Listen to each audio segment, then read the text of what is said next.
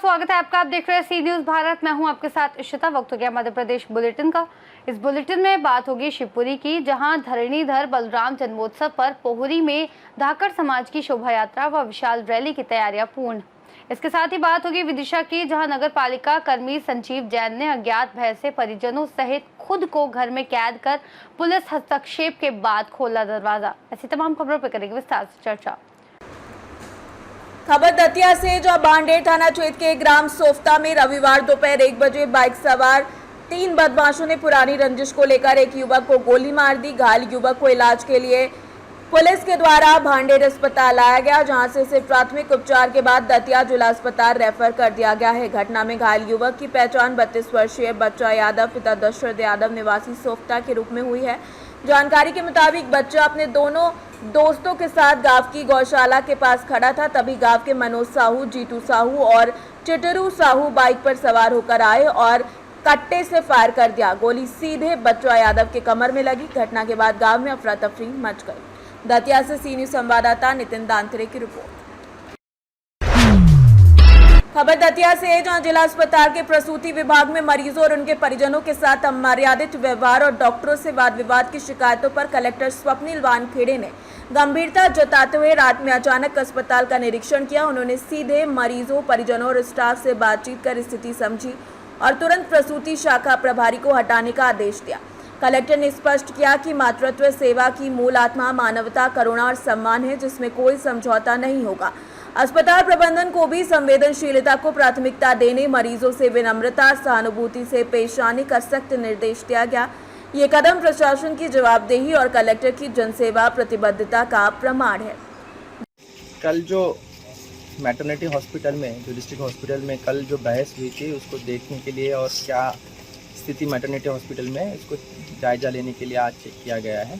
सभी को निर्देशित किया गया है और सिविल सर्जन को भी निर्देशित किया गया है कि सभी नर्सेस की हफ्ते में या 15 दिन में एक बार लोगों के साथ कैसे बर्ताव करना चाहिए, उसकी ट्रेनिंग कराई जाए। उनको मैंने भी इंस्ट्रक्शंस जारी किए हैं और आशा करते हैं आगे आने वाले समय में जो नर्सेस और डॉक्टर का लोगों के साथ बर्ताव है उसमें सुधार आएगा। इसके साथ साथ ही टॉयलेट की व्यवस्था और बाकी व्यवस्था का भी जायजा लिया गया है। हमारा प्रयास रहेगा कि जल्दी से जल्दी सुविधाएं और अच्छी बने। जो भी पानी का भराव, कचरे का विषय जो है, उसको भी सॉल्व करने का प्रयास जल्दी से कराया जाए। दतिया से सी न्यूज संवाददाता नितिन दांतरे की रिपोर्ट। झाबुआ से खबर है, जहां ग्राम पालेडी के युवा शक्ति के तत्वावधान में तकरीबन 35 युवाओं ने उज्जैन के क्षिप्रा मैया का जल भरकर अपनी डाक कावड़ की शुरुआत की, जिसमें युवाओं द्वारा बिना रुके डाक कावड़ यात्रा का सफर एक दूसरे को देकर मात्र 8 घंटे में तय किया। बता दें कि उक्त यात्रा में उज्जैन से यात्रा प्रारंभ कर रविवार को पालेडी से शिव मंदिर में स्थापित शिवलिंग पर जल अर्पण कर अपनी यात्रा पूर्ण की। इसके साथ ही गांव में ऐसा संयोग बना कि गांव में एक और श्रीमद् भागवत कथा सप्ताजी का वाचन किया गया, जहां पर श्री कृष्ण का जन्म उत्सव मनाया जा रहा है और दूसरी ओर शिवालय में क्षिप्रा नदी का जल शिव जी को अर्पण किया जा रहा है। नगर में इन युवाओं की हिम्मत की सभी उपस्थित जनों ने सराहना की। झाबुआ से सी न्यूज संवाददाता मनीष कुमट की रिपोर्ट। खबर शिवपुरी से सामने आ रही है, जहां पर पोहरी में सोनीपुरा हनुमान मंदिर पर शिवपुरी जल के सर्वे धाकड़ समाज द्वारा धरणीधर बलराम जन्मोत्सव के उपलक्ष्य में शोभा यात्रा के साथ साथ विशाल रैली के आयोजन को लेकर बैठक संपन्न हुई। जानकारी के मुताबिक बता दें कि जय हो धरणीधर भगवान बलराम जी की पोहरी में सोनीपुरा हनुमान जी मंदिर पर धाकड़ किराट समाज की बैठक हुई, जिसमें उपस्थित सभी समाज बंधुओं ने निर्णय लिया कि किराट समाज के आराध्य देव धरणीधर भगवान बलराम जी के जन्मोत्सव में गणेश मंदिर से मुख्य बाजार होते हुए कॉलेज ग्राउंड तक पोहरी में एक चल समारोह भगवान बलराम जी की शोभा यात्रा का आयोजन किया जाएगा। सभी समाज बंधुओं से आग्रह किया गया कि बलराम जी की शोभा यात्रा को सफल बनाने में सहयोग करें। सभी समाज बंधुओं को विशेष ध्यान देने की बात कही गई है कि किरार समाज द्वारा आने वाली 17 तारीख को भगवान बलराम के जन्मोत्सव पर विशाल रैली निकाली जाएगी, जिसमें सभी अपना सहयोग दें। को यहाँ पौरी के सोनीपुरा हनुमान मंदिर पर धाकड़ समाज के लगभग 2 से 3 सैकड़ा लोग एकत्रित हुए थे, जहाँ पौरी, बैराड, शिवपुरी और आसपास के समस्त गांवों से यहाँ पर लोग आए थे। युवा साथी, नौजवान, बड़े वरिष्ठ बुजुर्ग भी यहाँ पर उपस्थित हुए और सब लोगों की सहमति से आज ये निर्णय हुआ है कि 17 तारीख को पोहरी में एक विशाल चल समारोह का आयोजन बलराम जयंती के शुभ अवसर पर किया जा रहा है, जिसमें सभी तैयारियों को लेकर के भी सभी समाज बंधुओं ने अपने विचार रखे और आगामी जो तैयारियां हैं इस कार्यक्रम की, जितने भी सारे युवा साथी, नौजवान, बड़े बुजुर्ग हैं, वो सभी अपनी अपनी जिम्मेदारी निभा रहे हैं। और 17 तारीख को एक भव्य से भव्य कार्यक्रम यहाँ पर आयोजित होगा सर्व समाज धाकड़ समाज की ओर से।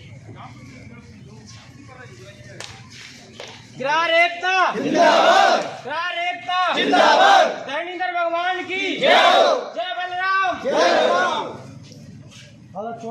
शिवपुरी से सी न्यूज संवाददाता सतीश धाकड़ की रिपोर्ट। खबर विदिशा से, जहां नगर पालिका में पदस्थ संजीव जैन ने अपने परिजनों सहित अपने को घर में कैद कर लिया। जब उनके परिचितों के बुलाने और दरवाजा खटखटाने के बावजूद भी दरवाजा नहीं खुला तो अनहोनी की आशंका से उन्होंने पुलिस को सूचित किया।